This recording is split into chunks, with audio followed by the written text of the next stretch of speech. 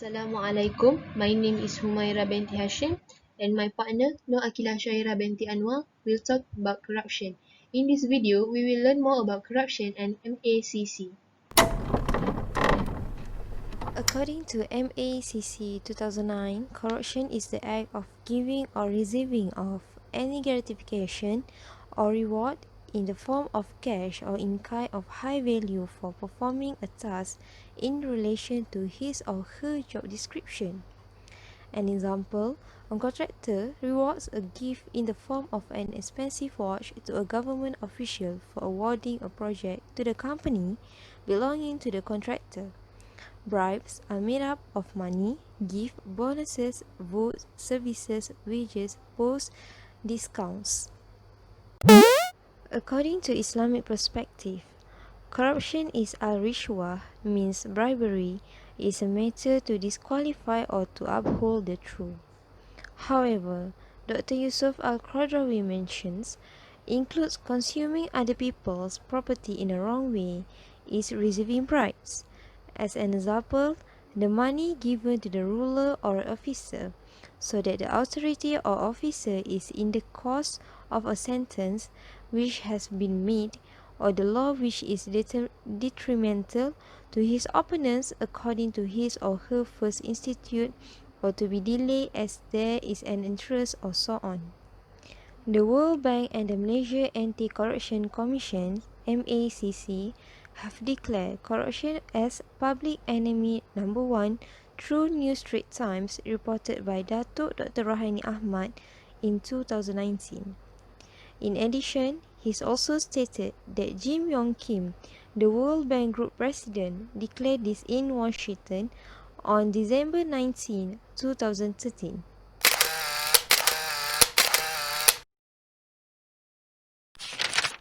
The factors of corruption in Malaysia is on the personal weaknesses, lack of leadership and organizational management, materialistic society of Malaysia, competitors in business, political elements. Corruption is a common practice among politicians to get more votes and support. Some of the corruption issues in Malaysia today are as follows: weakness of the individual, to get rich quick syndrome, living beyond means, involved with gambling, and too many debts.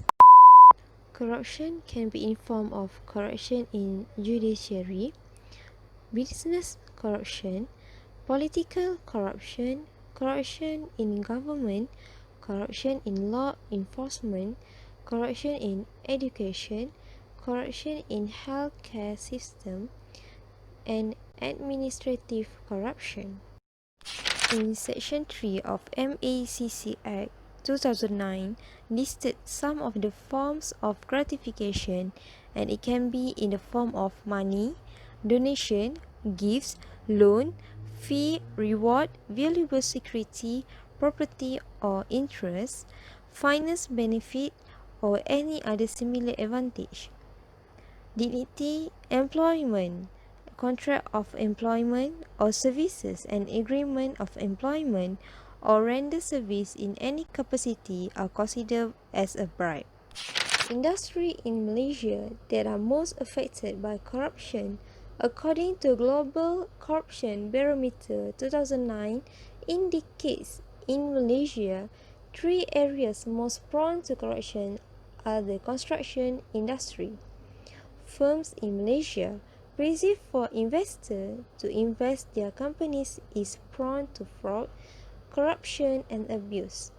Other industrial sectors such as financial services, retail and natural resources are also more likely affected by corruption.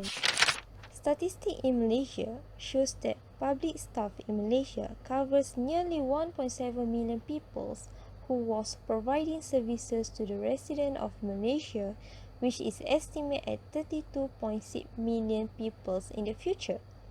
According to statistics that have been issued by Malaysia Anti-Corruption Commission (MACC) for the case of a corruption case involving employees and non-public staff for the year 2017 and 2018, These statistics indicate the validity of increased catches for both cases involving public and non-public staff. The number of cases issued involving public staff has increased as many as 409 cases in the year 2017 to 418 in 2018, while for the cases that have been issued involving of non-public personnel, shown increase from a total of 470 cases in 2017 to 476 cases in 2018. Through New Straits Times paper, a report that has been written by Adrian Nevitt 2009 that Malaysia youth aged between 20 and 39 have been vulnerable to corruption as observed over a 5-year period since 2013. Former President of Transparency International Malaysia, Datuk Sri Akbar Sattar, said that the age group represents 55.1% of Malaysians who have been arrested for the graft and corruption. Punishment for corruption cases should be reviewed with a view to enhance it.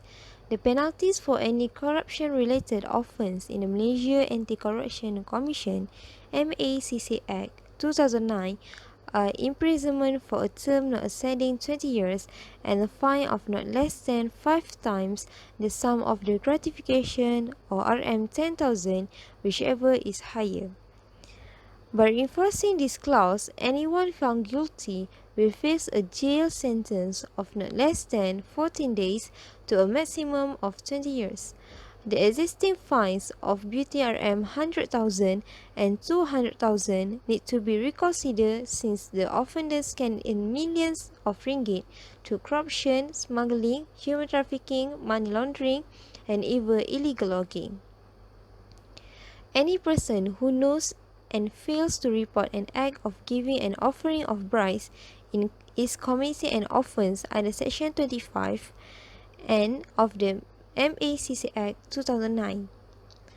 Fines not exceeding 100,000 ringgit or imprisonment not exceeding 10 years or to both any person who knows and fails to report an act of soliciting and obtaining of bribes is committing an offence under Section 25, number 3 and 4 of the MACC Act 2009, Section 25, under 3 and 4 of the MACC Act 2009, fine not exceeding 10,000 or imprisonment not exceeding 2 years or both.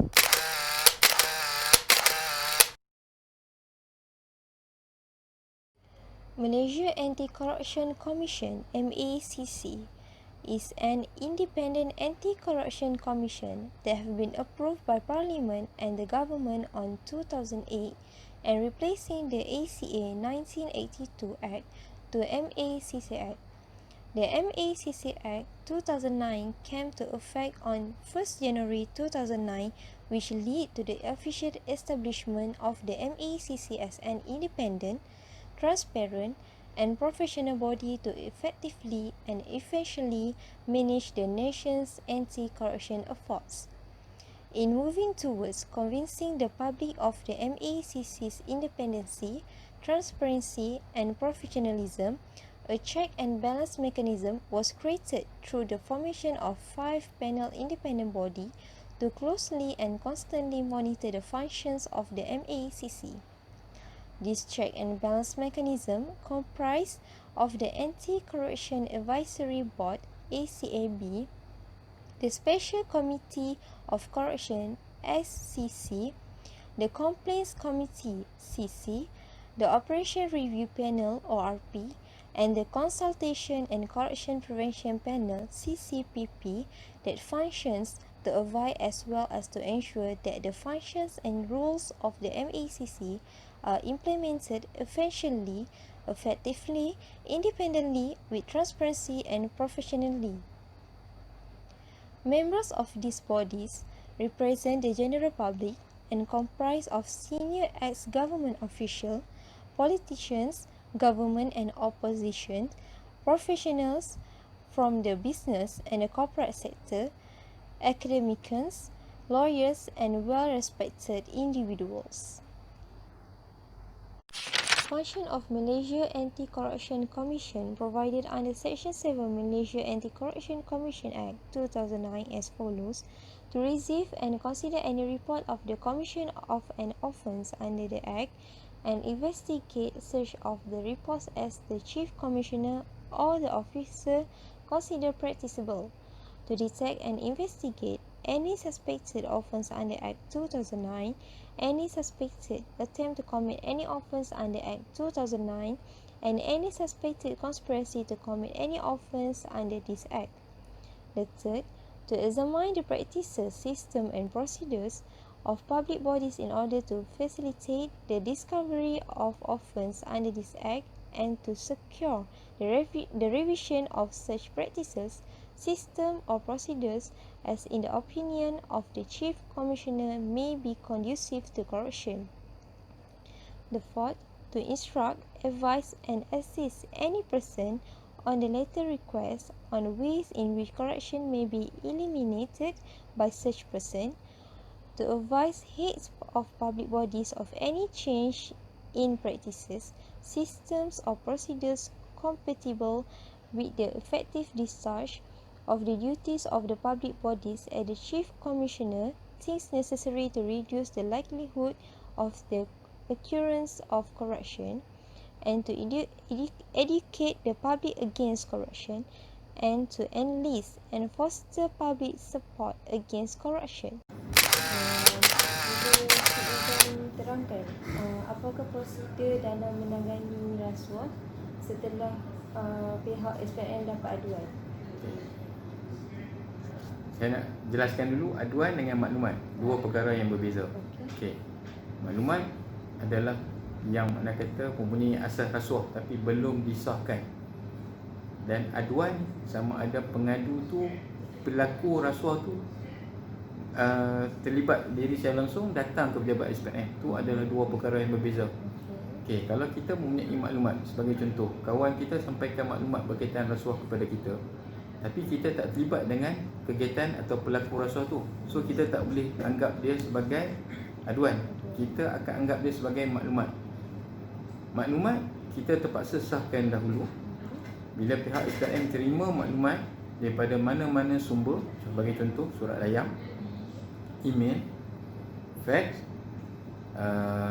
pos, secara pos seperti surat 6000 atas nama pengarah negeri masing-masing, dan juga ada satu sistem SPM, ada satu sistem SMS yang boleh hantar maklumat.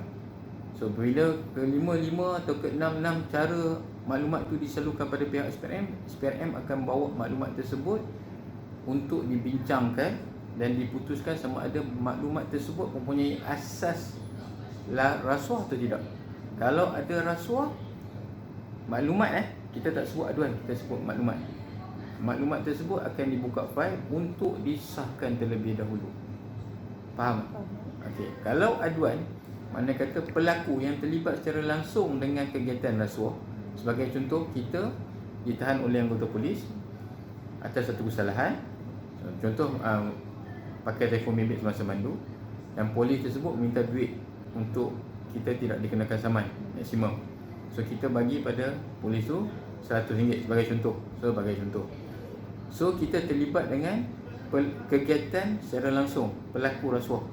So kita boleh hadir terus ke pejabat SPM mana-mana negeri buat aduan. Itu adalah dua perkara yang berbeza, aduan dan maklumat. So kena clear kat situ. Beza. Maklumat perlu disahkan dahulu, aduan boleh datang terus ke pejabat SPM. Okey. Clear. Maknanya kalau bentuk rasuah tu dia mesti bentuk duit ke selain daripada tu? Tak. Berdasarkan pengalaman saya terbuka. Disseminate corruption information to Malaysian Anti-Corruption Commission (MACC). With the latest technology used in this mobile application, public can now channel the corruption information faster, easier, and accurate. MACC Mobile also provides status checking facility to all complaints that have been sent to and received by MACC. Public may also view MACC corruption offenders record as well as other general information. This app now available from App Store and Google Play Store. ESTK, Integrity Vetting System.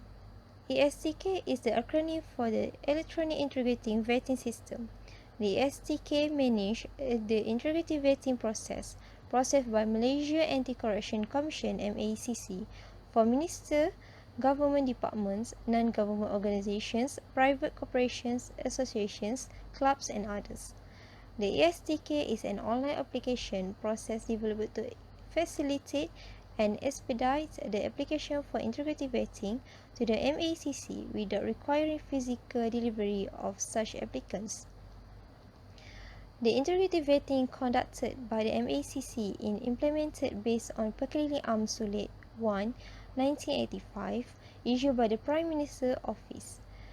It focuses on 5 categories for purposes concerning promotions, retirement options, conferment of federal and state titles, awards and general integrity vetting. The third is Complaining Management System (CMS). Is a platform for public to channel information regarding cases of corruption and abuse of power. It was developed specifically to enable the information to be managed efficiently, orderly and transparent towards improving public confidence in information management and at the MACC. Identified and reachable informants will be notified on the status on the information they submit through these systems. How to avoid corruption? Corruption can be avoided by reform public administration and finance management, promote transparency and access to information, empower citizens by strengthening citizens' demand for anti-corruption and empowering them to hold government accountable is a sustainable approach that helps to build mutual trust between citizens and government. For example, community monitoring initiatives have in some cases contributed to the detection of corruption, reduce leakage of funds, and improve the quantity and quality of public services. The last one is impunity. Effective law enforcement is essential to ensure the corrupt are punished and break the cycle of impunity or freedom from punishment or loss. Successful enforcement approach are supported by a strong legal framework, law enforcement branches, and an independent and effective court systems. Corruption may occur under many situations. There is no doubt that there are many situations and circumstances that may influence or sway individuals to engage in the act of corruption. Apart from sheer greed and the presence of temptation, it is more likely for corruption to take place when there are lacking of inadequacy in ethical standard, decision-making process, communication, training, policies and procedures, checks and balance, supervision and performance management, relationships with external stakeholders, corporate culture. The absence of the checkpoints encourage general disciplines among management as well as the rank and file employees. Therefore, organizations are encouraged to identify itself to policies, procedures, process and code of ethics that subsequently would enhance their internal and external integrity, not to mention their corporate image and identity. The agencies that cooperate with MACC are United Nations Convention Against Corruption (UNCAC), Southeast Asian Parties Against Corruption (CPAC), Asian Pacific Economic Corruption (APEC), Asian Development Bank (ADB), Organization for Economic Corruption and Development (OECD), Anti-Corruption Agencies (ACA Forum), and Economic Crime Agencies Network (ACN). Inilah pesanan pegawai SPRM sendiri untuk masyarakat untuk membuka mata lah pasal rasuah ni. Pihak SPRM masih memerlukan masyarakat dan kerjasama individu dalam mendakwa pelaku-pelaku rasuah. Sila tampil, sila bagi kerjasama. Sebab sekarang ni masyarakat cukup takut nak bagi kerjasama. Sebab apa? Oh, takut keluarga terancam, ahli keluarga terancam, keselamatan diri terancam. No, kita sudah ada akta perlindungan pemberi maklumat, di mana setiap pemberi maklumat atau ni yang telah menyalurkan aduan kepada pihak SPRM atau mana-mana pihak berkuasa akan dilindungi di bawah akta pemberi maklumat. So jangan takut. Dia akan dilindungi lah. Ya. Kalau keselamatan dia terancam, kalau pihak mana-mana agensi berkuasa merasakan nyawa dia atau keluarga dia terancam, dia mungkin akan dipindahkan ke tempat lain dalam akta pemberi maklumat dan diberikan perlindungan sepenuhnya. Tapi tertakluk kepada syarat-syarat tertentu yang termaktub dalam akta pemberi maklumat. So kena kaji balik, kena tengok balik akta pemberi maklumat. So saya mengharapkan semua masyarakat, segenap masyarakat, waimah pelajar ke, orang yang bekerja ke, orang berpencen ke, saya memerlukan sokongan untuk menjadi mata dan telinga untuk pihak SPRM untuk menyalurkan kegiatan dan salah guna kuasa dan rasuah kepada pihak SPRM. Okey. Okey. Alright. Okey. Terima kasih Sama. Nizam Alright. atas meluangkan